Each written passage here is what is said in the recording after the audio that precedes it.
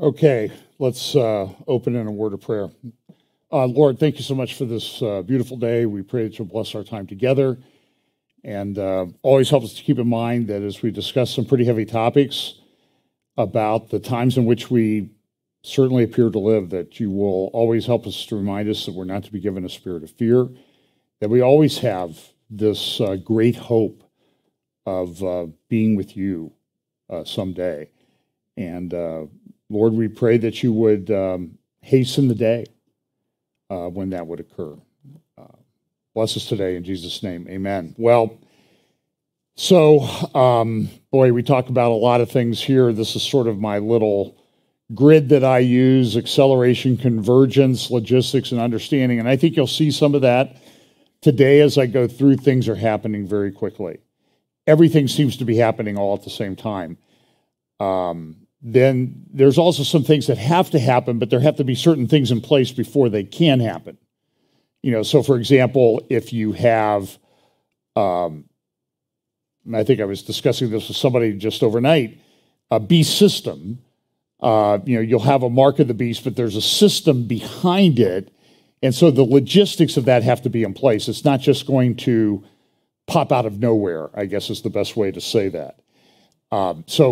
And then understanding, and that's based on this, that as we get closer to the time of the end, and as long as we're in the Word and we're looking at these things, I think that those that are wise will understand and instruct many. That's what it says in Daniel chapter 11. So I talk a lot about that.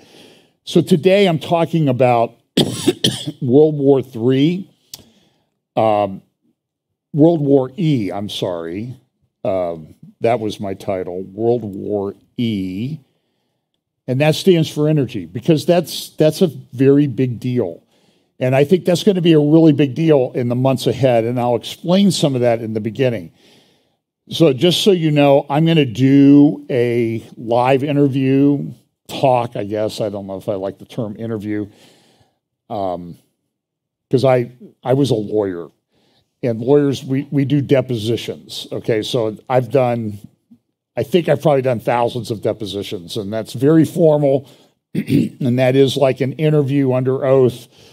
And so I sort of cringe when I hear interview, because I don't want to feel like I'm being, I'm under the Inquisition or anything like that. So tomorrow at 4:45 or 5 p.m. Eastern Time, 1:45 to 2 o'clock Pacific Time, and you can figure that out. I'll be with Tom Hughes live on his channel, his YouTube channel, not his channel, but that's a separate website, but on Hope for Our Times YouTube channel. So you can go there and listen to that. I may post it later on our website if I get a copy of it recorded or downloaded. So I did that a week or so, maybe a week or two ago. So I'll be doing that, and then I think in a week or so I'm going to be doing Stand Up for the Truth with David Fiorazzo on probably 2 weeks, because we're going to do it 2 days after the midterm elections, because we thought there might be something to talk about. Hopefully good news, but I also want to remind you on this political thing too is, we do things politically, but they're not ultimately going to stop things. But there are things I think that we can do to help protect people and that sort of thing. And I'll talk a little bit about that, because some of the things I see going on are just very egregious. And the fact that the Lord has not completely just flattened America for the things that have gone on in America only shows that he's a God of grace. But eventually this will get out. So here's sort of where I got the title, one of the titles. This is an interview with a securities financial expert, Ed Rubini, or Nouriel Roubini. I seem to recall talking to him. We had a bunch of securities cases at one of my law firms, and I remember having a conversation with him. Now, he's always been known sort of as Dr. Doom. So we love him here at FBC. But here's what he said when he was interviewed. the other day about what he thinks is coming. It's a very serious issue. I believe that we are already for sure in a Cold War, and we'll have a decoupling between US and China, trade in goods, in services, in the movement of labor, of capital, investments, but more importantly right now, everything this important is having to do with technology, data, and information that is from a national security point of view, severe and important. So the decoupling is occurring. The Cold War between US and China in terms of overall political and geopolitical relations is becoming worse. And the reason why Xi Jinping right now is seeking a third term and possibly a fourth is not because he wants to pass to history as the man who reformed China, it's because he wants to pass to history as the man that united mainland with Taiwan. So I believe the next 5 to 10 years is going to be the time where there's going to be a confrontation between US and China on the issue of Taiwan, and that could be a trigger of this Cold War becoming a hot war. We don't know whether it's going to happen, how it's going to be resolved, but that's where we get to World War III, among other things. But in some sense, World War III has already started. It started in Ukraine, because this conflict has broader implications than going well beyond Russia and Ukraine. It's the beginning of something else. You didn't mention climate change, so I'm assuming you're not worried about that. Well, there's a full chapter about an uninhabitable planet, about climate change. And it's a long discussion, but the reality of it, there's a lot of talk about doing something about climate change. There's a lot of talk about ESG investment, environmental, social, and governance, and so on. But the reality is a lot of it is greenwashing. A lot of it is green wishing. A lot of it is green fig leaves of people who say we're going to do something. Governments, firms, individual, they're doing nothing. Glasgow and COP was a total failure. At the current level, we're headed towards an increase of temperature by the end of this century of 3 degrees. Even 2 will be a disaster. 3 means that half of the world will be in places that are either underwater or too hot to live. And if you worry about a few 100,000 migrants from Central America moving here, wait until there be not a few 100,000, but millions or billions of people who have to move from places that you cannot live to other parts of the world. That's going to be an economic and financial disaster. Everything's climate change, right? And there are things too that we have to understand is that one of the characteristics of Jesus being Messiah was his control of the weather. Remember when he had the thing on the boat? And it's what manner of men is this that even the wind and the seas obey him? And so I'm somewhat skeptical of claims that men control all the weather. Because, and look, I'm aware of the arguments, okay? I know whenever there's a fire in California, people say, well, that was caused by, some kind of directed energy weapon or something like that. And it's possible, okay? I'm not discounting it completely, but I also note that the fires only seem to occur in fire-prone areas. And you understand, I think it would be really show me the power of this directed energy weapon if, say, the middle of Lake Erie caught on fire. Well, that's maybe not a good example because we know the Cuyahoga River back in the 60s caught on fire, so because of all the junk in it. But there is something going on with the weather. There is this complete, this convergence of events. The Mississippi is down, so barge traffic is having trouble going. They've canceled all the river cruises on certain places on the Mississippi River system, which includes the feeders from the Missouri and the Ohio and that type, and those rivers. And, we have this very unique river system in the United States. It's unlike any in the world, where our heartland has access to water. And water transportation of goods is about 1/10 as expensive, 1/10 the cost of almost like everything else, anything else that's efficient. So trucking is really expensive. And of course, what do we do in our country is we try to, we put in laws in place to require more trucking, which makes the goods more expensive to deliver. But I was just reading, I don't even have any, I was trying to pull off some graphics on this. You've heard about the floods in Pakistan? 1/3 of the country underwater. And how many people live in Pakistan? 200 million? I mean, it's a very populous country. It's one of the most populated countries on the planet. They've had 1 million homes destroyed in this flood that's happened over the last 6 months. They've had 15 million people displaced internally. That's the population like of 2 Ohios. Everybody has had to move. These things just, they seem to be happening a lot. And Pakistan is unique because Pakistan gets a lot of their water from glacial melt. But as the glaciers move, and if you've been up to northern Ohio and Kelly's Island, you can see the effect of glaciers. They bring a lot of debris with them. And so what happens is there's a dam, I think it's called the Tarbela Dam in Pakistan. It's the largest dam on planet Earth. It used to hold, I'm going to pull a number out of the air, so you can look it up. I think it was like 13 trillion cubic meters of water. It's huge. Hydroelectric and that type of thing. But as the glacier melt comes down, it brings a lot of what? Dirt and sludge and that type of stuff with it. And that settles in the dam. And now the dam, which was 13 trillion cubic meters of water, is now 7.5 trillion cubic meters of water because of the sediment. Well, that has an impact on the effectiveness of that dam. And the dam, as one commentator I was looking at this morning said, that dam is sinking. And they have other dams that are the same problem. And so what Roubini said in this little interview was, we complain about 300,000, 200,000, 1 million immigrants on the southern border of the United States. But what happens when it's 15 million? And some of that may be by design, too. I understand that they want more to come in. I think there's documents that say that they want 100 million to come in. And so part of this is the plan. So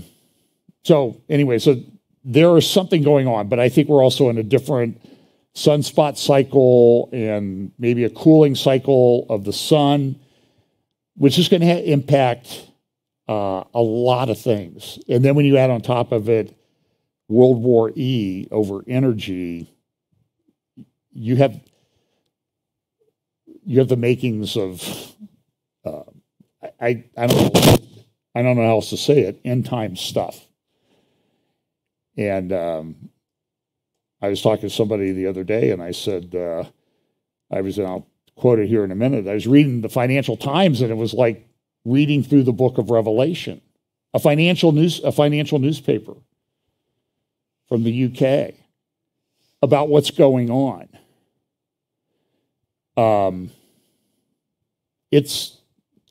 Let's just talk about it. So there's all this stuff about free speech and that type of thing that we're very concerned about. And Elon Musk, and I'm not a big fan of Elon Musk, okay, because he's interesting, and it's like a lot of people in public life. He does some things that I kind of like, that I kind of admire, but then, I have this thinking he's kind of weird. Like the lady that he has had a couple, I think he has like 8 children. I don't know how many different mothers, at least 3. And he had this gal that he had the most recent kids with, and she's a witch. I don't know how else to describe it. And she's very, very strange. So, you wonder, I guess he's just proof that God doesn't give one person everything, right? Because he might be smart and he might be innovative, might even be a visionary, but then, he doesn't really make good choices in his personal life. So you can admire somebody, but you don't have to endorse everything that they do. But so he's buying Twitter. And the left in the world is melting down because Elon Musk is buying Twitter, and he might actually open it up to free speech, not censor things. He's going to try to get rid of the bots that seem to populate Twitter. And so when that happens, what does our government do? Our government immediately steps in and say, we're going to investigate him, for security problems. Why? Well, because he announced that the Starlink network that he's put up, the satellites, he was going to stop allowing that to be used by Ukraine. He just didn't want to provide it for free anymore. And now the government's going to investigate him. And we're in a war here in the United States, where if they don't like you, they will shut you down. I heard Julian Appling from one of the pro-life clinic organizations up in Wisconsin on Stand Up for the Truth the other day, and she said, we were firebombed back around Mother's Day. And the people signed their thing, Jane's Revenge. And she's hardly heard from anybody. They came, by the way, and took DNA swabs of all the people that worked at the clinic because they're trying to exclude. But so the Bureau of Alcohol, Tobacco, and Firearms did that. But she's never heard the results of that or the FBI or anything like that. But now we have, I think the number is up to about 35 pro-life activists who've gone to abortion clinics and prayed and that type of thing, have been indicted, and they're indicted under the SAFE Act, which could result in them going to prison for 11 years. And I've seen the pictures of them. They're sitting in a hallway singing hymns, Christian hymns. They're reading the Bible. And so they're under indictment, including this one lady from, I think it was Philadelphia. She was arrested. Maybe it was Buffalo. She's 87 years old. She's a big threat. I've slept so much better since I know that she was arrested. But here's some things. So let's just look at this. We'll look at transgender stuff. We'll look at some of a big conference that's going on this week. We'll talk a little bit about Israel. We'll talk about energy. And of course, we won't get finished. And you'll hear me say, I just have one more thing about 40 times. So just assume that's just kind of filler. I say I have, just one more thing. That's I do that instead of clearing my throat all the time, which can be kind of annoying. So this was from the Washington Post a couple of weeks ago. And now I also get criticized. People say, well, you put this, you cite mainstream sources. Everything in there is a lie. And I don't believe everything in there is a lie. Everything in there is spun to further an agenda. But this is the story. This is where it came from. And all the pro-life websites picked up on it. So I went back to the original source. And this Virginia bill, this lady, Delegate Elizabeth Guzman in Virginia, she's a Democrat, put out a bill. And the bill, when you looked at the bill and maybe interpreted the bill, applied the bill, because people pass laws. And they don't think through every implication. I know that I've seen these people work, legislators and that type of thing. They don't think through every implication of their law. So when pro-life people looked at the bill, they said, wait a minute, if what we understand in the bill is true, if you don't affirm your child's gender transition, you can be charged with child abuse. And of course, there were news reports about this. Here's what the Washington Post article said. I think it was October 14th.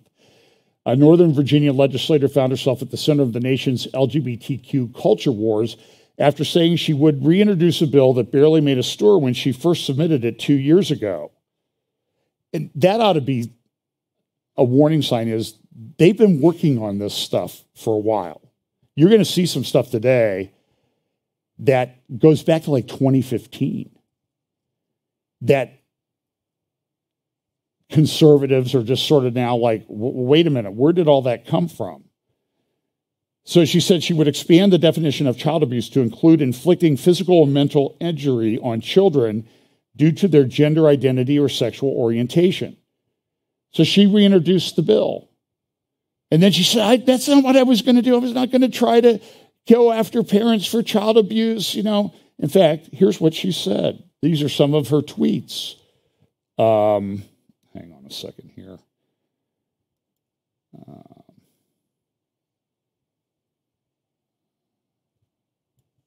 It seems like instead of going through every one of these, because it's clear that she is she's defending herself. And she'll say, why did I do this? Why did I give an interview? Why didn't I hide from a story that could have been and was twisted to misrepresent what was an anti-abuse bill? Why didn't I play it safe and stay silent when presented an opportunity to talk about all these issues? Because Governor Youngkin, he was a Republican who was elected. Remember, they had a lot of school board protests and that type of thing, which led to the federal government issuing a directive that these were domestic terrorists who were going and complaining about what was being taught to their children. They were actually going to school boards and saying, I don't like what you're doing with my child. Stop it. So now under the federal government says you're a domestic terrorist. Just like if you protested an abortion clinic, you're a domestic terrorist. And the people who are the domestic terrorists who attack a pro-life pregnancy center, nothing ever happens to them. There have been about 100 attacks on pro-life pregnancy centers, pregnancy decision centers, 0 arrests. And you know what happened? You see all this stuff happening in New York and that type of thing, people getting, punched in the head, and the people get arrested, and they're out of jail on no bail before the person who they injured is seen by a doctor at the clinic. I mean, it's literally about that bad. So she says, Governor Youngkin is a bully, and I will always stand up to bullies because I saw students across Virginia willing to stand up and protest and fight for their peers, and I want all of Virginia's LGBTQ kids to know that you are loved and Delegate Guzman has your back. Listen, she knew what this bill could do. And so here's sort of a rule of thumb. She's lying. If her lips are moving, she's lying. Because of her political orientation. I'm sorry, I don't know how else to say it.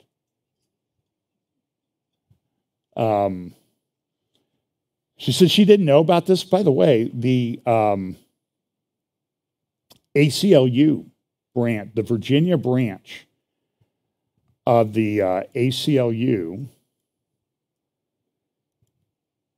came out and said this was a gender-affirming bill, a bill about gender-affirming.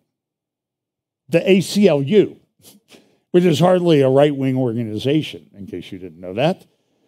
So she didn't do that. I was starting to look up a site there. You can look up this site called Pride Basics. Now, understand, when you go look at some of this stuff, be very careful, because you're going to see stuff that is just unbelievable. So I came up with this one site. So the other day I did a live update. I had all kinds. Once I mentioned the name of a certain government agency that makes decisions about state-approved treatments for Charlie Vector 019er, my audio dropped out. I had trouble with my video. So this organization has funded, to the tune of about almost $100 million, schools to develop LGBTQ clubs for children. Now, wait a minute, you're saying, is that part of their mission? In our government, it is. $85 million to develop clubs. So I went back and dug this out, and I think this publication originated about 2015, and it's called Schools in Transition, a guide for supporting transgender students in K-12 schools. This is the hub of the problem. And look at the organizations that are involved in this. ACLU, a group called Gender Spectrum, the Human Rights Campaign, National Center for Lesbian Rights, and the National Education Association. So when the dispute developed down in Hilliard schools about the teachers who had their name badges, and on their name badges was a QR code, so the kids could scan it with their phone and it would take them to the NEA sexual education website, which has stuff on it that if you're a parent, you want to talk to your kids about this, not somebody else. So, but look at some of the things in this, and I could spend the whole time talking about this, privacy and disclosure. Far more than the age of the student. Now remember, they always say, we don't do anything with minors. We don't, all the hospitals that do these transition surgeries, where they sterilize kids, top surgeries, bottom surgeries, they sterilize them. They give them puberty blockers, which they don't know the long-term effects of. They do it because they make money. There's billions of dollars at stake. So far more than the age of the student, the degree to which others are aware of the student's gender transition will dictate what is necessary to make the transition go smoothly. And then down at the bottom, it says this: schools are uniquely positioned to serve as a buffer to protect students and their families. Now listen, my mother was a teacher. My mother-in-law was a teacher. I went to school. And so I know that there are children at school that have horrible home lives. I mean, it's awful what some children go through. And we all know this. But I'm telling you that there is a concerted effort to undermine parental authority by the left in this country and worldwide. I saw an interview with Trevor Loudon, you could probably find it on Rumble, where he talked about where all of this is coming from, and I don't have time to go into it here, but let me tell you that it is a cultural war, okay? And this will permanently damage children. And they always come out with these statistics. Well, if you don't do it, they'll commit suicide. But what do the stats show? Well, Johns Hopkins, which did the first gender transition surgery in the United States, I think back in the 50s or 60s, they found out that when they did the transition, because of the mental distress that they had, they would go ahead and do the surgery. They found that the people who had the surgery were 19 times more likely to commit suicide. So all of this stuff that you hear from these people, it's a big fat lie. The NEA, they're big fat liars. They're trying to undermine the family unit. And that's an end time thing. And unfortunately, they seem to be succeeding. So here's another part of this thing from Schools in Transition, talking points. And they have all of these talking points for teachers and everybody to follow. And this is happening over in Hilliard. There was I think Channel 6 had a report on it the other day, and some of the school board people were like, we don't like this, like 3 of them. So what happened? Well, the Education Association, the union for the teachers, did like a document wanting to censor the school board members who seemed to be going along with us, or allowed there to be a discussion about it at the school board meeting. That was the teachers, the ones with the little QR codes on their name badges. And you saw the first page here. Who's one of the big proponents of this? The National Education Association. Because, listen, the schools have done so good educating students on everything, like math and reading and that type of thing. So why shouldn't they go off into this extra area? This is 2 documents that are included in the appendix to this Schools in Transition, and they're essentially application forms. And one is for a gender support plan, and then the other one is for a gender transition plan.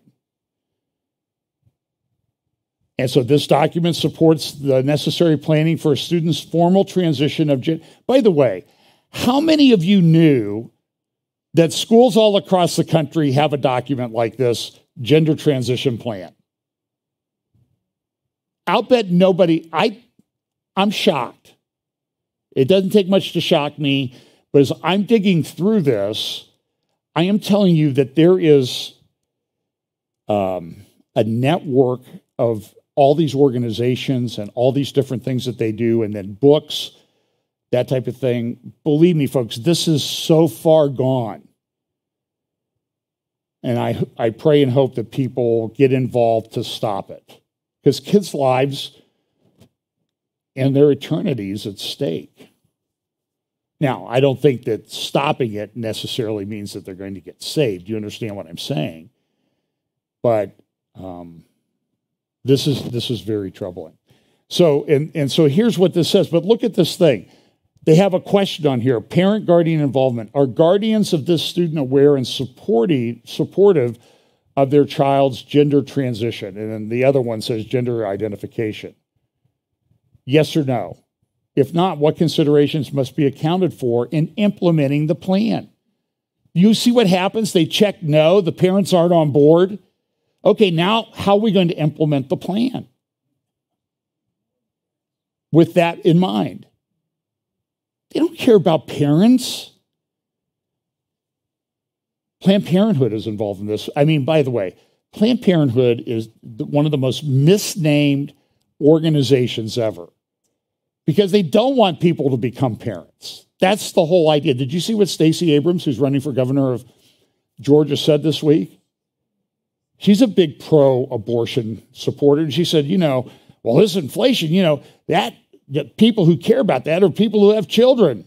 The implication being, don't have children, you won't worry about inflation. And she doesn't have children, by the way. She's in her 40s. So here's a little ad that Planned Parenthood put out, video about... There's no one-size-fits-all puberty experience. If you're trans, intersex, or non-binary, know that you're not the only one feeling confused. For some intersex people, puberty may start later than age 14. You might experience some of puberty's changes and not others, and your body may or may not go through puberty on its own. There are medicines you can take to help your body start the process, like hormone replacement therapy. Some people decide on hormones or surgeries to help their bodies match up to their gender identity, or how they feel inside about themselves. Your gender identity is real. You should be the one to decide what changes you want to make to your body. If you're transgender or non-binary, you may find that your puberty experiences don't line up with your gender identity or how you see yourself. That feeling can be uncomfortable, scary, and stressful. If that sounds like you, know that you're not alone. There are medicines you can take to delay puberty for a while. They're called puberty blockers, and they work like a stop sign by halting the hormones testosterone and estrogen that cause puberty changes like facial hair growth and periods. Puberty blockers are safe and can give you more time to figure out what feels right for you, your body, and your gender identity. You don't have to have all of the answers right now. So remember, it's all a work in progress, and it may take time to figure out what feels right to you, but talking to a trusted adult and a nurse or doctor may help. Want to learn more? Go to PlannedParenthood.org/teens. Now, do you understand? Everything they say is a lie. We're not after minorities. PlannedParenthood.org/teens. Or children who have not yet reached the age of majority. I'm sorry. I misstated that. They want to get the kids. This is an agenda. Here's something this is going on in the UK. In Scotland, they're trying to vote to allow 16-year-olds to legally change their gender. So Nicole Sturgeon, who's the Prime Minister in Scotland, she's in favor of this bill. And what they essentially want to do is they want to reduce the waiting period to change gender from 2 years to 3 months. Why?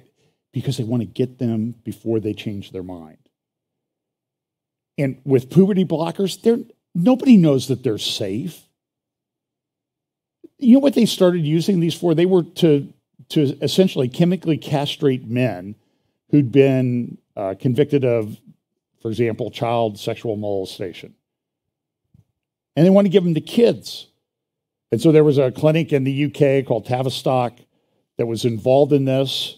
And the numbers are just like unbelievable. The increase They went from 30 inquiries a year to 8,000 a year in a very short period of time.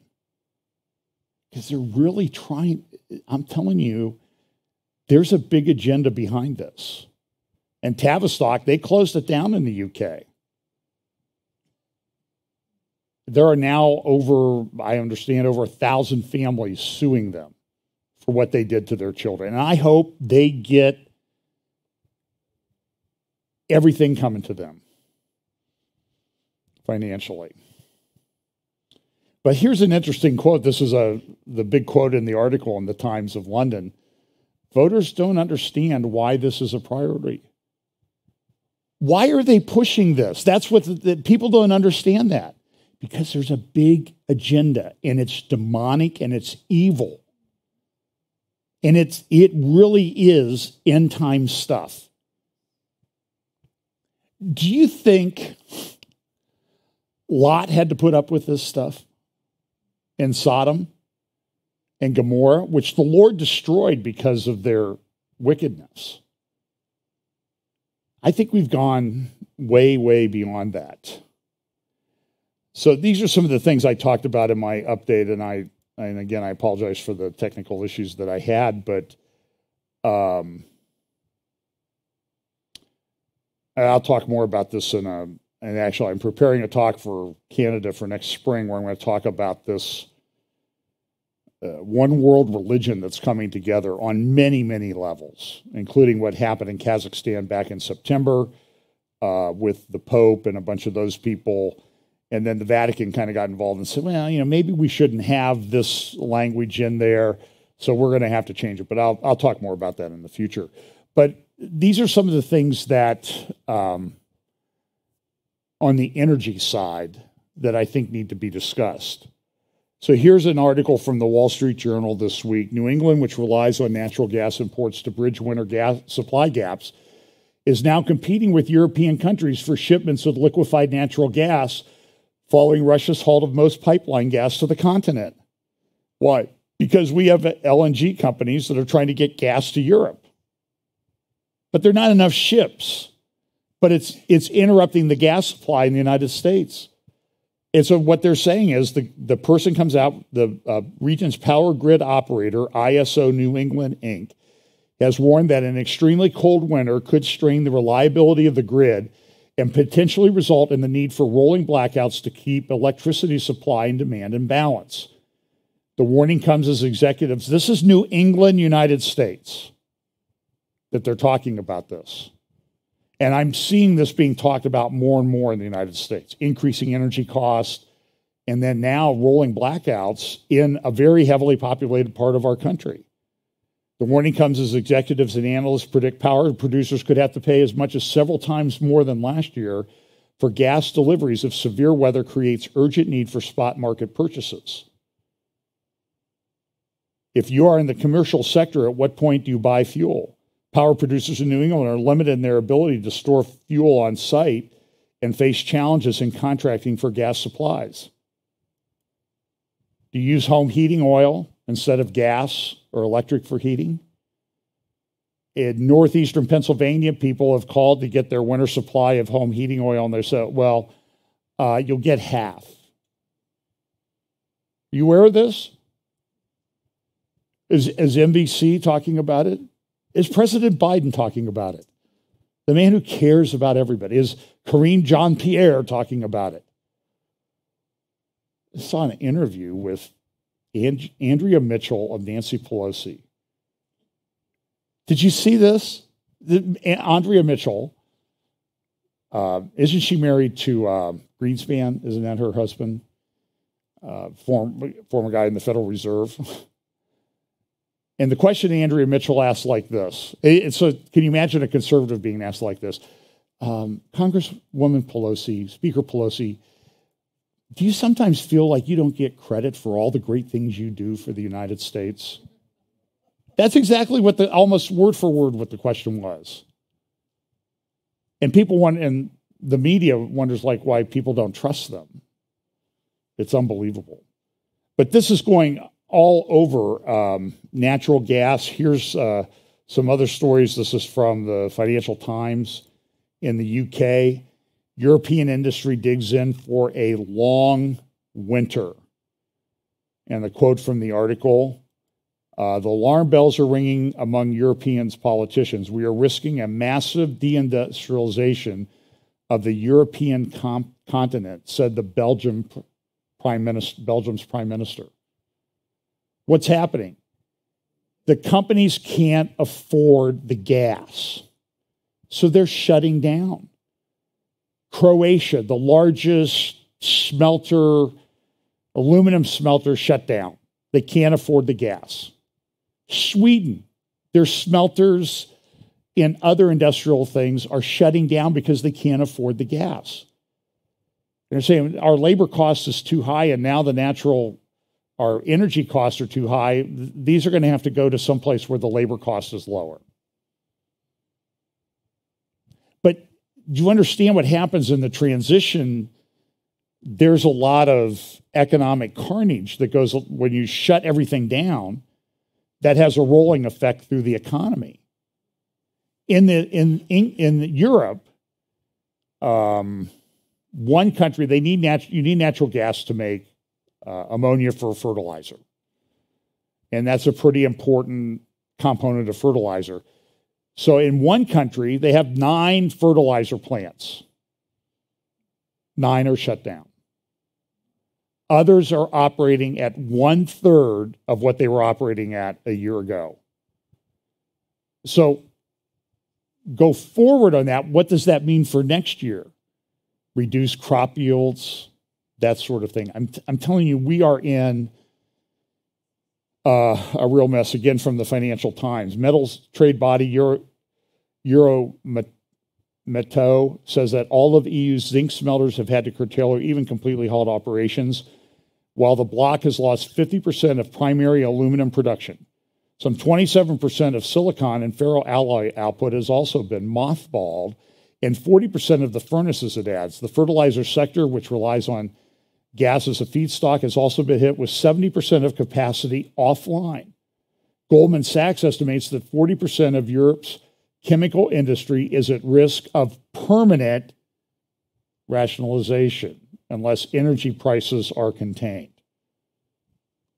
The same story is playing out in plastic, ceramics, and other energy-hungry industries. Consultancy Rhodium estimates that just 5 sectors account for roughly 81% of Europe's industrial gas demand. Chemicals, basic metals such as steel and iron, non-metallic minerals products such as cement and glass, refining and coking, and paper and printing. In some of these sectors, temporary shutdowns are not only costly, often they are almost impossible to implement without permanently damaging equipment. You just don't go and flip the off switch. The threat is particularly acute in Central and Eastern Europe, where many countries have been heavily reliant on Russian gas. Of Europe's 45 million tons of fertilizer production a year, Poland alone produces 6 million tons, according to industry sources. All 5 of its factories are idle. And Poland is a fairly important agriculture country as well. Another 3 million tons of capacity are offline in Hungary, Romania, and Croatia. In Eastern Europe, 20% of European capacity has been shut down. All of these countries are scrambling to offer support to their industries and citizens as the weather grows chillier and energy demand rises. But many companies are already looking beyond the winter to the next and predicting even tougher conditions. Now, one guy says, well, you know, this is not so bad, this Tony Smurfett. I mean, did this guy get beat up at school? I'm sorry, you know.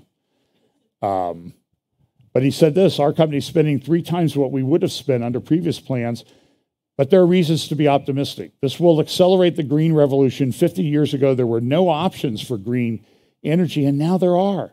I think this will make Europe very green. And you know who else is happy? Bill Gates. Well, BlackRock and Larry in particular are a great example of private sector leadership. You know, anyone who says that climate shouldn't be a factor in how you evaluate the future of a company, you know, that's not capitalism, because companies that have emissions, you know, they are going to be subject to border adjustment tariffs or taxes.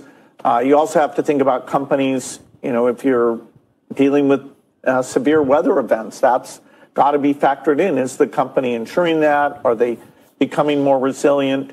So the attacks are kind of illogical because climate does affect the economy, which does affect investments. The idea that we still need oil and natural gas is also, fairly clear. We're not going to drain all the money away from those sectors. That's how people get to work today. It's how people avoid freezing to death. So, in other words, this is great. And people did get a little optimistic about how quickly the transition could be done. Now, without the Russian natural gas being available in Europe, it's a setback. We need to find non-Russian hydrocarbon sources to substitute for those. So there's coal plants running and a variety of things because, keeping people warm, keeping those economies in decent shape is a priority. Now, on the other hand, it's good for the long run because people won't want to be dependent on Russian natural gas. So they'll move to these new approaches more rapidly. Okay. By the way, speaking of new approaches that might be related, this is a company that made a state-approved treatment for Charlie Vector 019, and they come out and say, we're going to have the same kind of treatment technology for cancer. We're going to get rid of cancer. No more chemo or everything, because the Charlie Vector stuff went so well. And it says the husband and wife team behind this company's state-approved treatment are at the forefront of groundbreaking technology set to revolutionize medicine and injection that mobilizes the immune system to identify, attack, and kill certain cells. And that agency in our country approved treatment for children, I think down to 6 months of age, and school age. So here's baby Justin, as I like to call him, Justin Fidel Trudeau, talking. I want you to listen to this. This is a few minutes long, so I know it's torture, but endure to the end, okay? Because I want you to, he kind of builds on what Bill Gates said. And so listen to him. He talks about Alberta, and they have a lot of energy. And now these conservatives there, they don't really know what they're talking about because we have climate change, and we're going to deal with it. But listen to what he says about the Ukraine war, okay?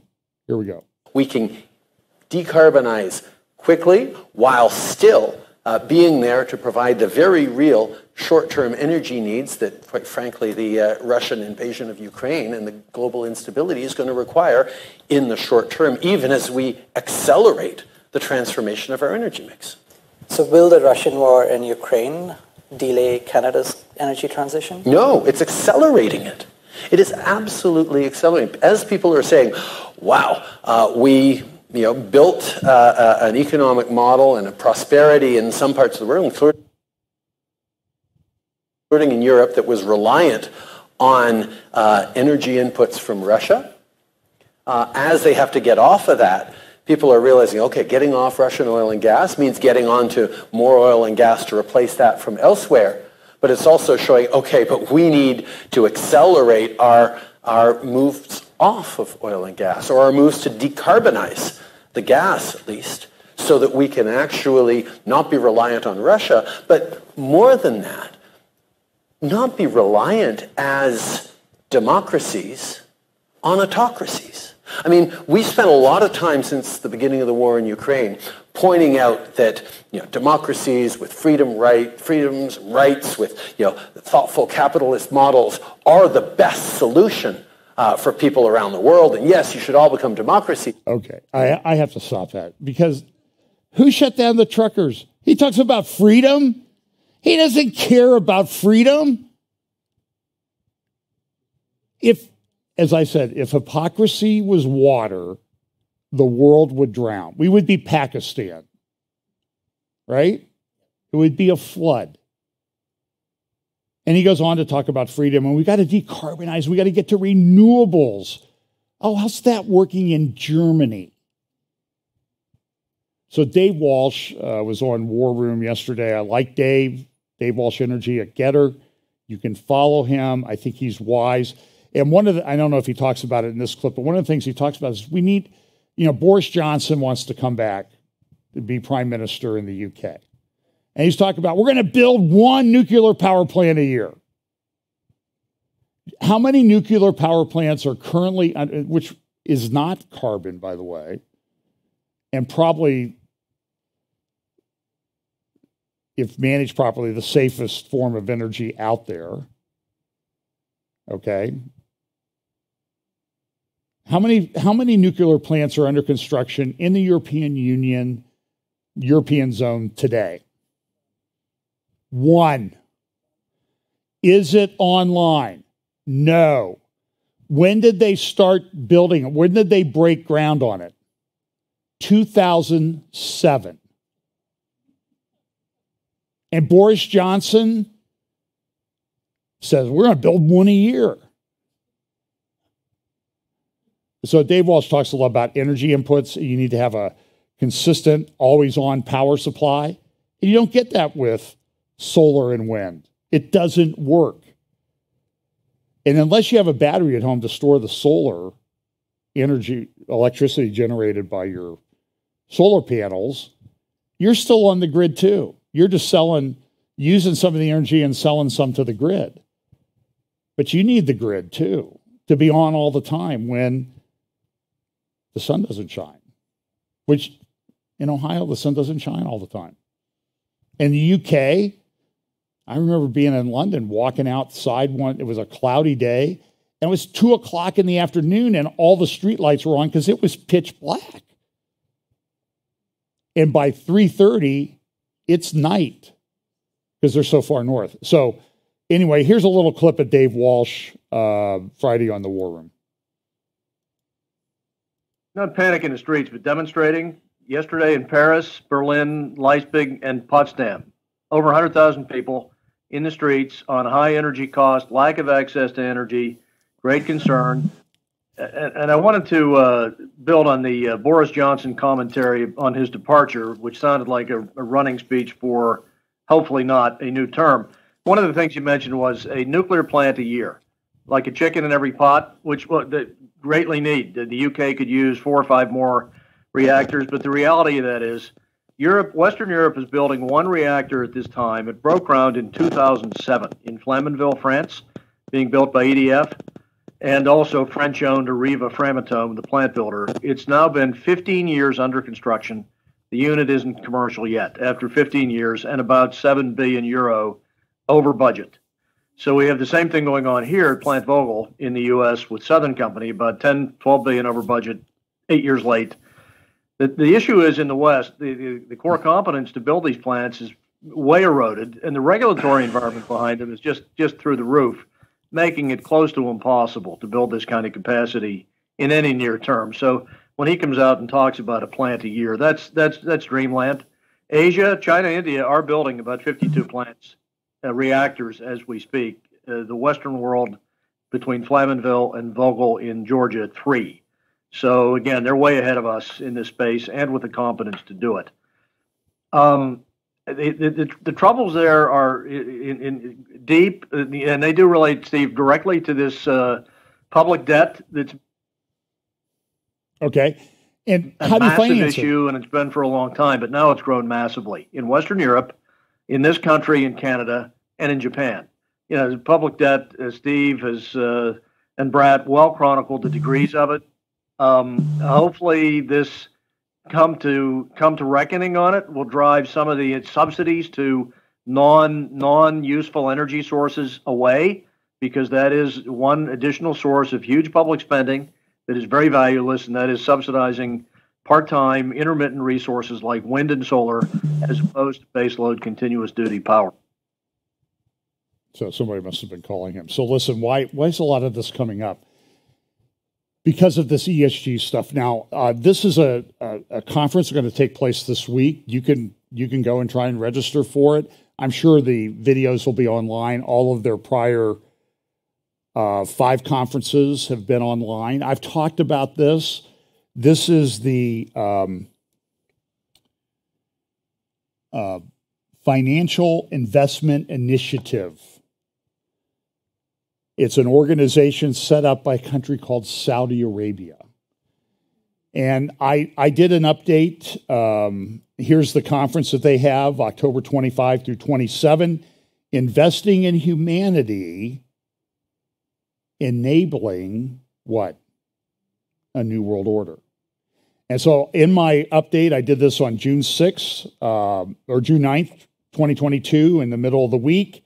Saudi Arabia, ESG, and the Abraham Accords. I talked some about the Abraham Accords and a little bit about Psalm 83, but I focused a lot on this FII Institute, and one of the documents I showed was FII Institute on ESG, which means environmental, social, and governance. This is pushed by BlackRock and a number of other organizations. But by the way, there's some good news. A lot of states are saying if ESG is the governing way that you're deciding to invest in companies, we will not invest our pension funds and other finances there. Florida's doing this. I think Louisiana and some other states. I think Missouri as well. They're just saying we're done with it.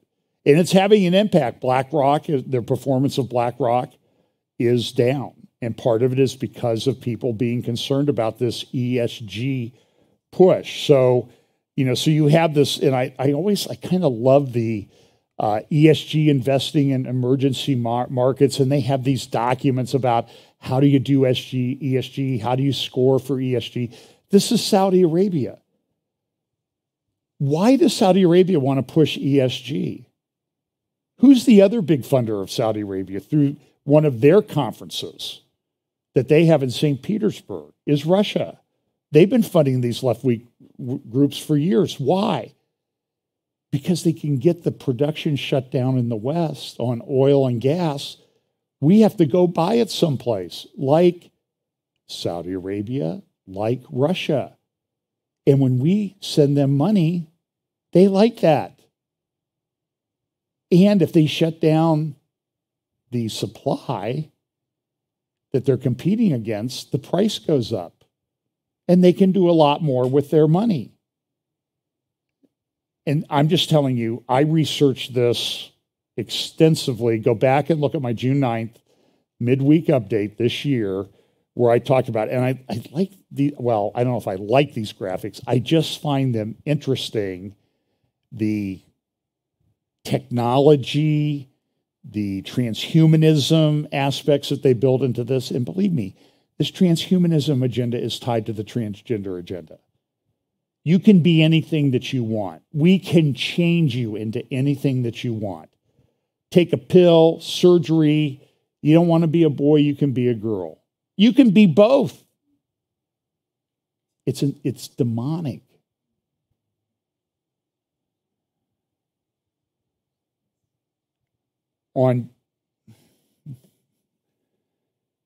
So I hesitate to recommend this, but at the Daily Mail today, there was an article about one of these transgender guys pretending to be a female. This is on TV, strips on stage. I mean, naked. But here's the problem. The audience is going crazy. They love it. Boy, people really need the Lord in this. Again, here's another graphic about ESG principles from this FII Institute. But look at what it's tied into, the ESG stuff. They tell you what it's tied into. Towards achieving global sustainable development.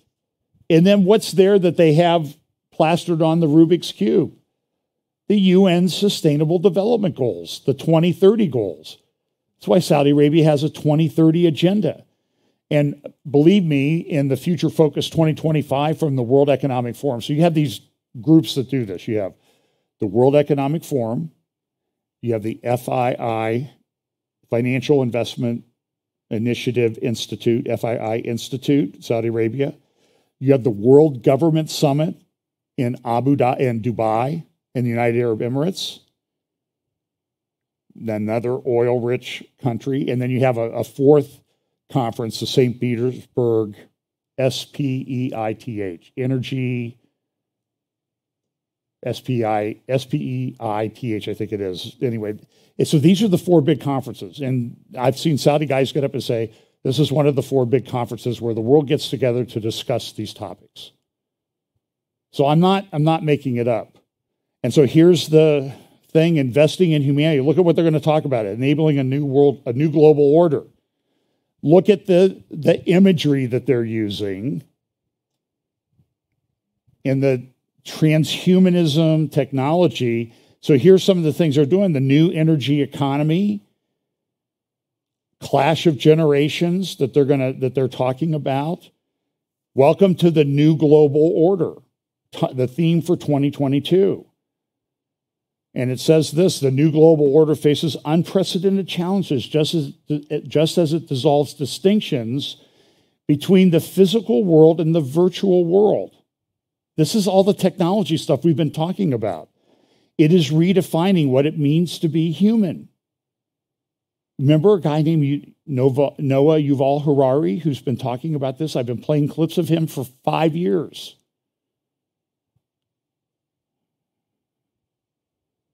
It is forcing centuries-old concepts like art and money to be reconceived on the blockchain, and is enabling a new generation of space entrepreneurs to expand the boundaries of the known universe. And believe me, we're not going to Mars anytime soon. When they say expanding the boundaries of the known universe, there is a spiritual component to this that they're talking about. This is what Harari's been talking about. This is Saudi Arabia. Understand, will this new global order ignite investments and innovations to solve the wealth gap? Well, will it inspire every person, it says in the last sentence, institution and government on the planet to invest in humanity? And then they go through, they have things, and you can see that they're tying in the ESG into this, equality for an unequal world, balancing success with sustainability. There's your environmental.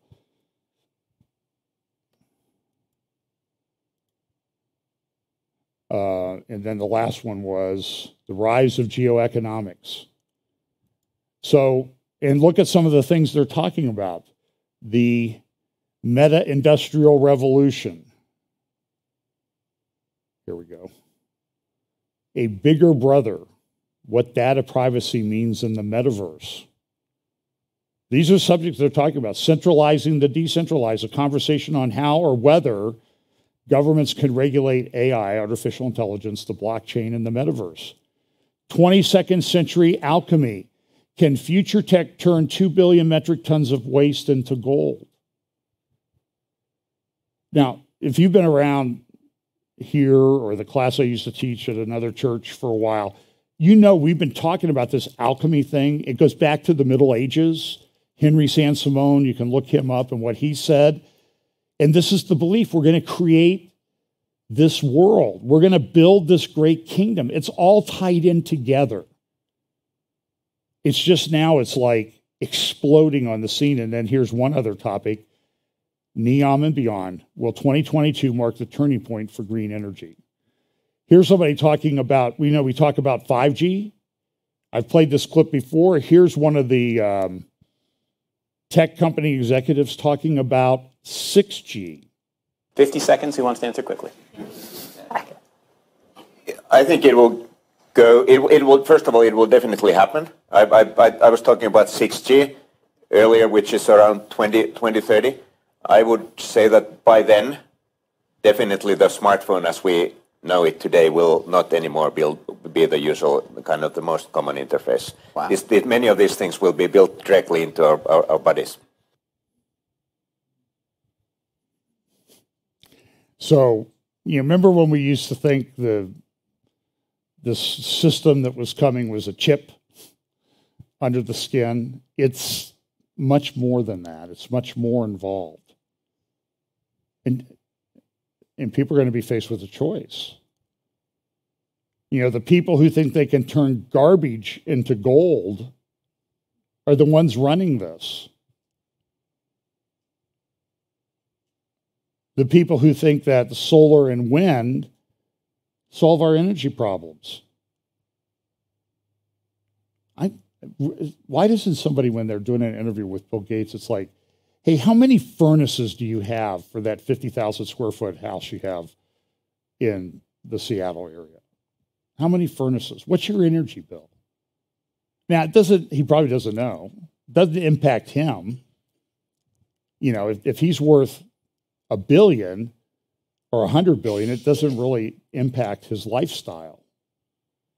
But it does impact a lot of other people. So as Dave Walsh said, there's all these things going on. There's changes in governments everywhere. Giorgia Meloni was sworn in yesterday. And of course, everybody's running out, oh, she's a fascist, she's right-wing, oh, it's just terrible. And then this was an article from the Times of London today. Sweden swerves to the right amid migration unease. You know, it's really, really terrible. And energy, Italy has a energy crisis. Over here on the left, it says Croatian oil pipeline offers supply gateway. But here's the problem. Europe needs 155 billion cubic meters of gas. 155. So they're saying, hey, we got this old Soviet pipeline, we can bring it back online, but what's the capacity? 2.9 billion. We hope to get it up to 6 billion in a few years. Well, there's a little bit of a gap between 6 billion cubic meters and 155 billion cubic meters. This is the problem. They don't have the capacity to do this right now. Another government that's fallen is Liz Truss is out as prime minister. She resigned the other day. She did this because if they have a no confidence vote, then they have an election. But if she resigns before the no confidence vote, then the party can put somebody in. But look at what they're doing. This guy came in, Hunt. He's a big globalist, finance guy, and he's sort of running everything, even though she's still the prime minister in name. And they're talking about 5,000-pound fuel bills for people in the UK. The Guardian has this article. BBC prepares secret scripts for possible use in winter blackouts. So just like they prepare, like when Queen Elizabeth died, did you see how like the next day, the Times within a week, they come out with this like 150-page supplement in their paper about Queen Elizabeth? Because they've been working on it for years. Because she's old. And the chances are she's going to die, right? She's 96. They probably started working on it when she was 80, just so they had it. Well, so now they know that winter blackouts are probably coming, and so they're going to have scripts to kind of tell people to, I think, calm them down. Because people get cold and hungry, they just don't handle it that well. Food prices are up. I saw a thing on a thread on Twitter talking about Whole Foods and the prices that, $6 a dozen for eggs. I mean, they've always been high priced, but now people are saying it's a clown show there, the prices. And so they're now referring it to as whole paycheck foods. And Liz Truss, there was a lot of how long is she going to last? There was a suggestion, a week ago.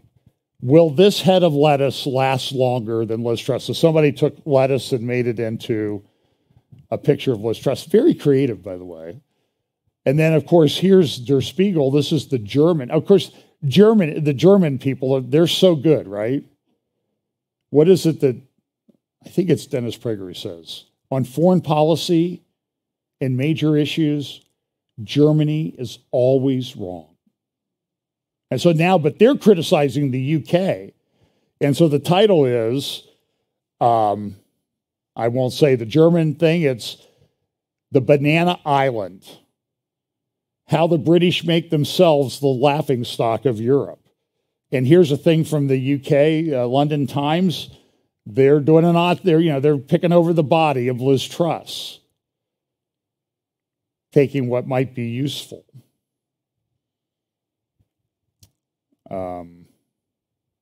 Apparently, it cost her an arm and a leg. So pensions are, Hunt says, everything will be okay, we're going to do well. And Boris Johnson's going to come back. This morning, UK Times, Tory right spurns Johnson as Sunak support surges.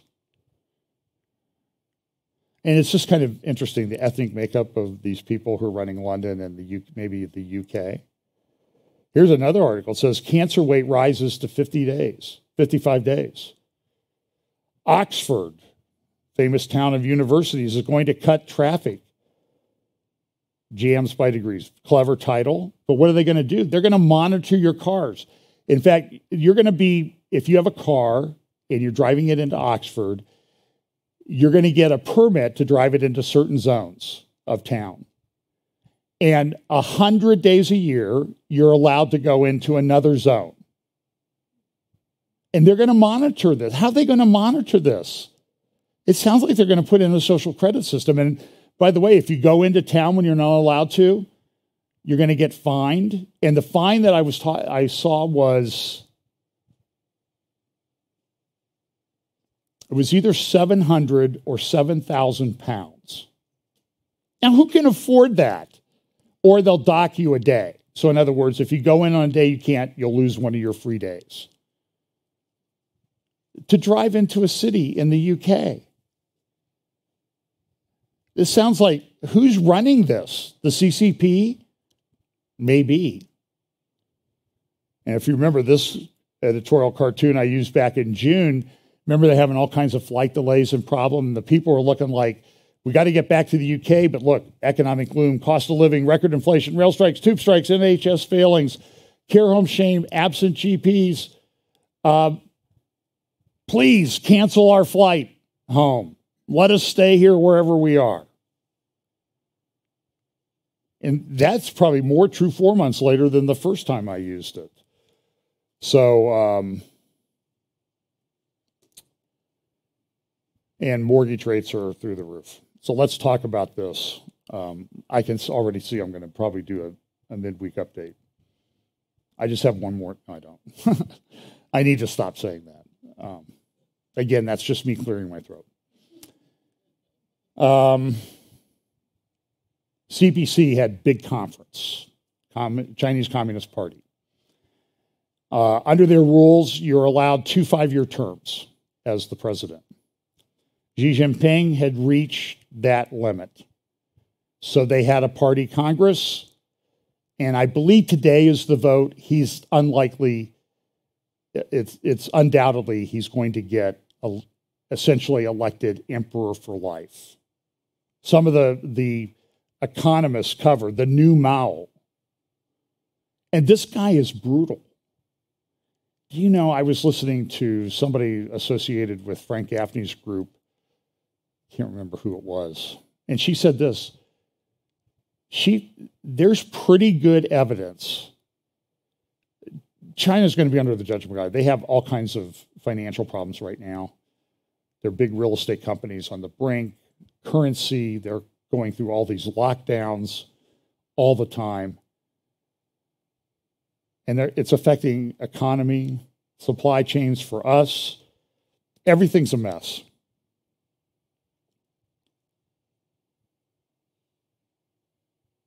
She said that China, and I've talked about the demographic problem that China has, it's a problem of their own making. Conservative estimates are that China did 400 million forced abortions. And probably more like 500 million, 500 million forced abortions. God cannot be happy with that. And they're going to suffer the consequences for that. Because it's not just 500 billion forced abortions. It's 500 billion people who will never grow up and never get married and never have children themselves. Do you understand what they did? I mean, what's the United States up? 75 million since Roe 50 years ago? 1.5 million a year, roughly. 500 million forced abortions. And immediately they came out and said, hey, you know what? Xi came out and said, we're going to do this. Now, I want you to look at something in this photograph. Look at this photograph in the Great Hall of the People in Beijing. And look at the elites in the front row. And then look at all the people in the party in the back rows. What's the difference? They all have the thing on their face, right? Almost 100%, but the elite's not.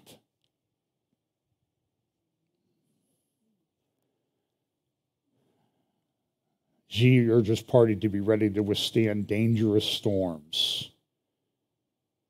A new milestone, the new Mao. Here's a graphic from The Economist of what China really wants.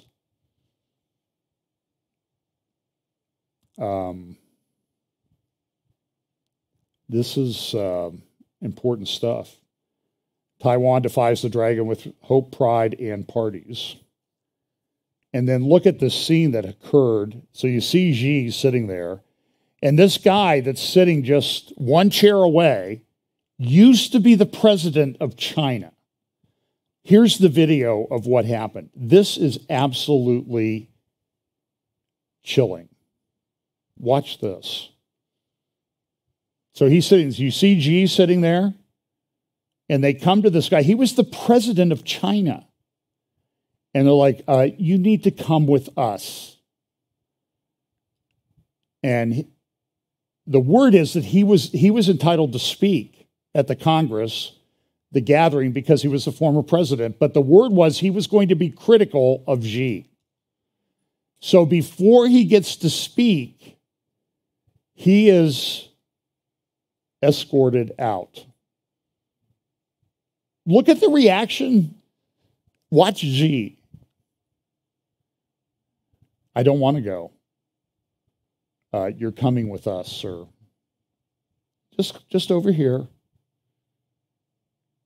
And he's taken off the stage. You're going to see him stop and make an appeal to the person who succeeded him as president of China. See ya. And who knows whether he'll ever be seen again. This is on live TV in China. You think somebody was trying to send a message? Now, I want you to translate this, though, is that he may never be seen again. This was a graphic that was in one of the papers today about Xi, because he's the supreme ruler. He's probably more isolated than any Chinese governor ever. And it affects the performance of the country. This report, it's also in that they've been luring retired Royal Air Force pilots to learn best how to fight Britain. They pay them. And people go along with it. We have police centers run by China in cities in the United States. Do you know this? So they can go after their citizens who are here and not behaving correctly. I just want you to, what we know about what's coming, to sort of translate that to like a Revelation 13 scenario about, and I'm not saying this is the guy by any stretch of the imagination, but what I'm telling you is the logistical part, the foundations of all of this are being put in place. And it's not just China, it's Saudi Arabia and the FII Institute. It's the World Economic Forum. All of these things are being put in place. Now, I don't know exactly what the form of that is, And as I said before, there are people on both sides of the political spectrum that I don't trust. Because eventually, the left, you have the left and the right, it's really more of a circle, and they meet and overlap at some point. That's my view of how this division takes place. So you've got to be concerned about them. So China's delaying its GDP data. Gee, I wonder why they're doing that.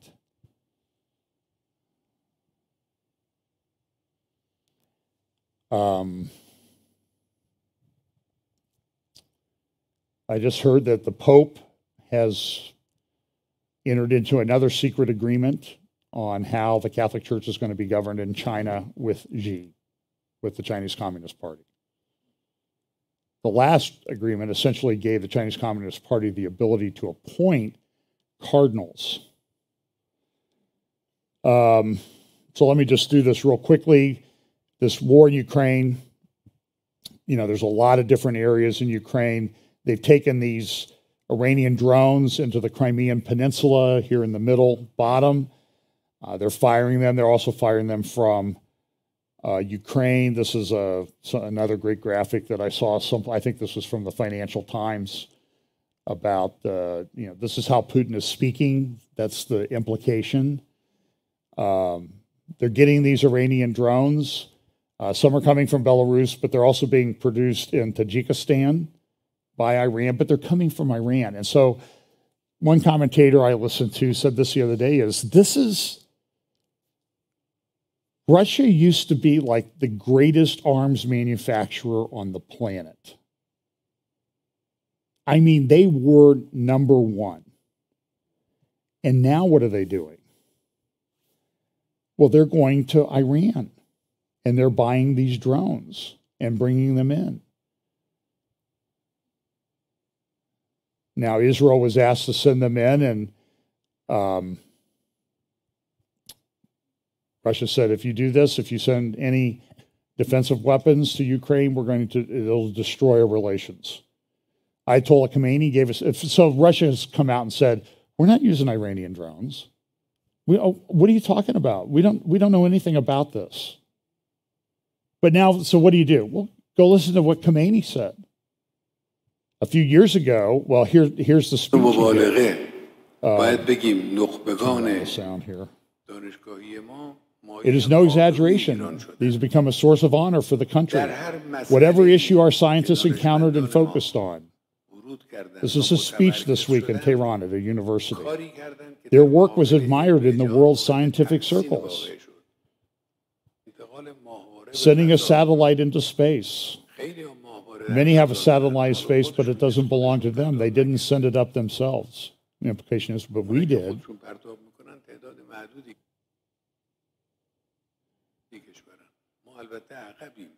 Of course, we are behind, but we have sent them up. We have been able to do this. Building humanoid robots in Tehran University is something important. Gee, they're on board. Fundamental achievements in the nuclear industry.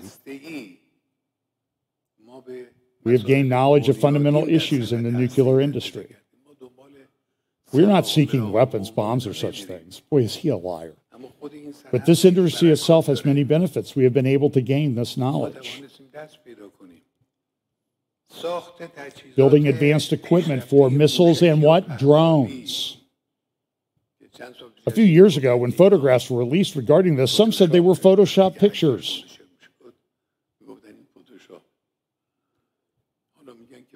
But now they're saying Iranian drones are very dangerous.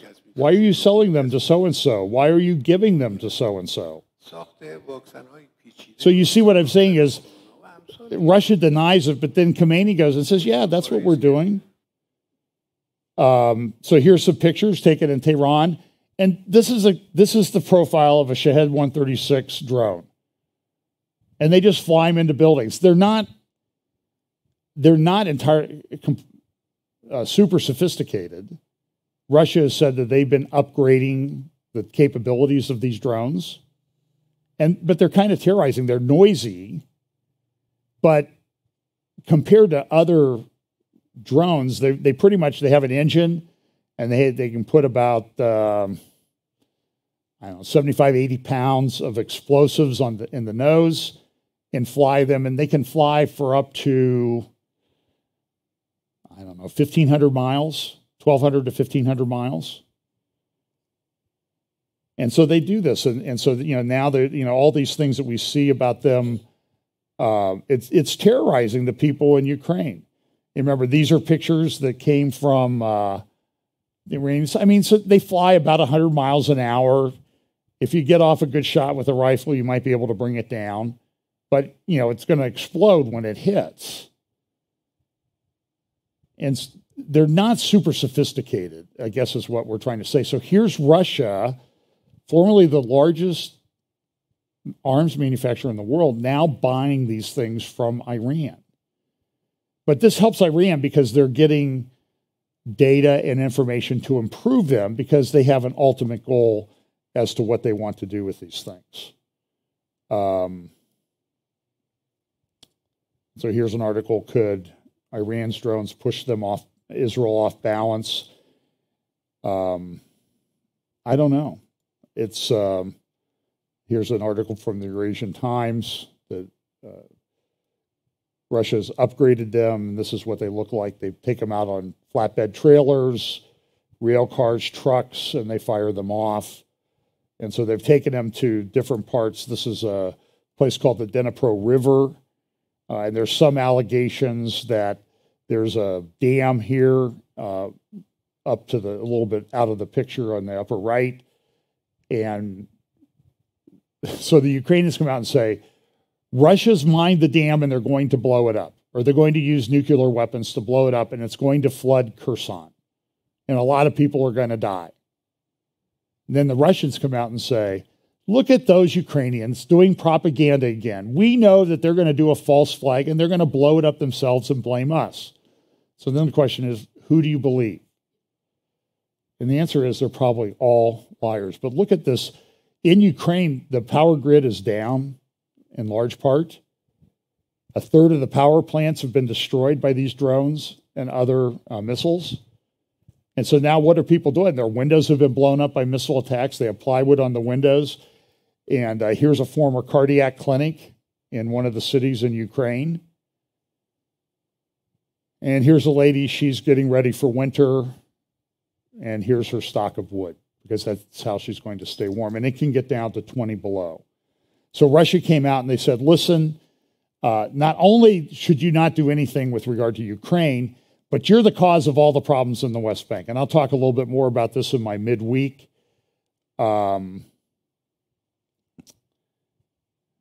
will also talk about the settlement on the some articles. If you want, I've linked 2 articles in the description of the show notes that you should read. But they're also talking about, guess who's going to supply the gas to Europe? Turkey. And so there's all these pictures of these agreements of these meetings between Putin and Erdogan.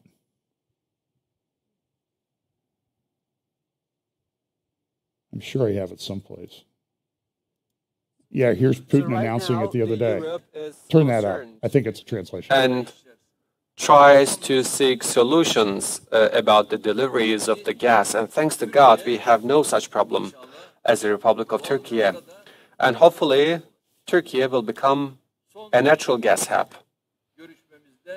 In our last talk with Mr. Putin, we have come to terms. So with the Turkish gas and the gas coming from Russia, we will create an energy hub here. And he also announced to the whole world that Europe could buy. And so then the question becomes, is there going to be enough gas to satisfy the needs? And I'll show you the graphic, which shows, someplace in here I have a graphic of Turkish. Then I just show you, well, anyway, there's a thing called TurkStream. It's kind of like Nord Stream. Nord Stream 1 could produce 55 billion cubic meters a year of gas transferred from Russia to Europe. Nord Stream 2, 55 billion cubic meters. But Turk Stream, which has been built, you can see it across the Black Sea at the top there, only has a capacity of 20 billion cubic meters. And so when you really dig into all of this, and there's people talking about, we're going to get gas from Israel, we're going to get gas from the United States. They don't have the facilities to do this.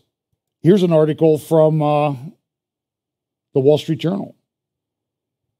LNG ships backed up off Europe's coast. They can't unload because they don't have the facilities to offload the gas, to regasify it. Takes time, takes money, takes a facility. So even if Israel ships a bunch of ships there, it's not going to make that much difference. And this is an article, I think this is talking about China. Orders for LNG ships surge as demand rises from Europe. However, says energy advisor Kate Dorian, there aren't enough LNG terminals in Europe. This will be a problem for Germany particularly. Why? Because Germany's usually wrong. And they've done away with coal, they've done away with nuclear in large part, and it's going to be a rough winter. And in light of that, the urgency of sharing the gospel with people is even greater than ever before. So these two articles, they'll be linked in the show note. Tony Badrin from the Foundation for the Defense of Democracies, October 11th article in Tablet Magazine. Yeah, boy. Yair Lapid trades Mediterranean gas fields claimed by Israel to Hezbollah in exchange for a line of rusting buoys. And boy, is he right. And then in Michael Duran at the Hudson Center for Peace and Security in the Middle East, 7 myths about the historic Israel-Lebanon maritime border agreement. For example, myth 1 is the agreement will make Lebanon less dependent on Iran. And he says the reality, and it's a very good article. You can read the article, download the PDF. I actually put in some buoys there up by Nahariya to show where the buoy line was. And they just didn't pay any attention to it. So listen, the reality is Lebanon is famously corrupt and controlled by Hezbollah, which in turn is controlled by Iran. And Michael Duran and Tony Badrin are absolutely 100% correct. And this was done, I think, in large part to get the elections under control. This is the High Court in Israel's been hearing arguments. Does the Knesset have to vote on it or not? And it's a big political football now. And we're about, what's today, the 23rd? I think the election's in Israel November 1st, which would be, what, a week from Tuesday? Or when? So next Sunday's the 30th. 31st. I think they're Tuesday the 1st. And it's going to be a real mess. I'm just telling you. Our elections are going to be a mess. So anyway, so look, there's an urgency that we should have, is that there are a lot of people that are going to be facing their maker. There's war. World War E. I stand by what I titled this today. World War over energy. And this is where we are. And how quickly did we get here? 3 years ago, nobody was talking about this, right? We're all talking about end times and rumors of wars and that type of thing. And now not only do we not have rumors of wars, we have wars. And I think more coming. So time to share the gospel, get the message out to people. Be people of strength, truth, no fear. Let's pray. Lord, thank you so much for your word. We pray that you will give us opportunities to share the gospel with people. Pray that you will give us wisdom and understanding as we try to ascertain the things that are coming so that we can help people to understand that this is the plan of the God of the universe, and that his Son, Jesus Christ, our Savior, will return and set up his kingdom on the earth. Lord, we just pray that you will help us to be wise as serpents, harmless as doves, always looking forward to our being united with our Lord and Savior, Jesus Christ. Bless us this week in Jesus' name. Amen.